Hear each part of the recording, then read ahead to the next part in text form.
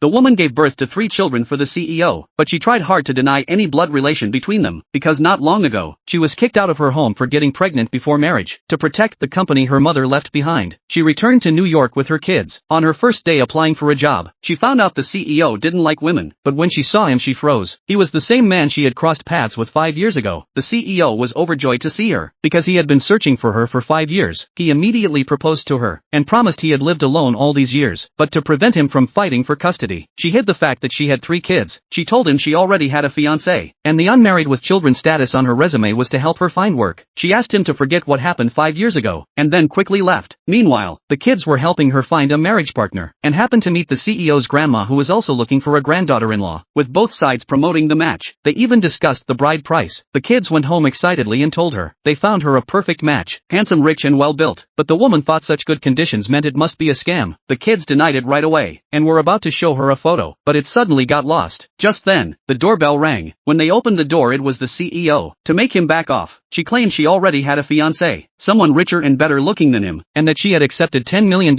as bride price. She told him not to bother her again. The CEO was confused, but soon realized she had been tricked, so he vowed to find that old lady, and make her pay. What he didn't know, was that the old lady was actually his own grandma. Then the woman got a call from HR, asking her to report to the company the next day. She instantly knew it was arranged by the CEO, so she told them she was going to a hotel to talk about marriage with her boyfriend, and would no longer be taking the job. Meanwhile, the grandma forced the CEO to go to the hotel for the blind date, even threatened to kill herself if he refused. Seeing her determination, the CEO agreed. After she left, he got a call from his assistant, telling him the woman was also headed to the hotel, so he rushed over too. The woman saw how friendly the old lady was, and thinking she needed to avoid the CEO, she agreed to the match. The CEO then found out her room number with his assistant's help, but when he walked in, he saw his grandma and the 3 kids. Confused, he turned to leave, but was stopped by the kids, who asked him to wait for their mom. Though he liked the kids, he refused because he already had someone he wanted to pursue, and left the room. Right after he left, the woman returned. She told the grandma her grandmother was sick, and she had to go home. The grandma offered to drive her, so the woman and the kids waited at the hotel entrance. Unexpectedly they ran into the CEO. Seeing the kids next to her, he immediately realized she was the woman from the blind date, but she quickly said the kids were ones she had picked up. He looked confused, but by the time he reacted, she and the kids had vanished. Later she brought the grandma home. As soon as she arrived, her father demanded she hand over the company seal, but the company was built by her grandmother and mother, and she had to protect this family legacy at all costs. A scheming woman mocked her harshly from the side. The grandma couldn't bear to see her humiliated, so she tried to call the CEO for help, but the scheming woman grabbed the phone, and told the CEO to come take the old lady away, so she wouldn't embarrass herself any further. The CEO immediately sensed something was wrong.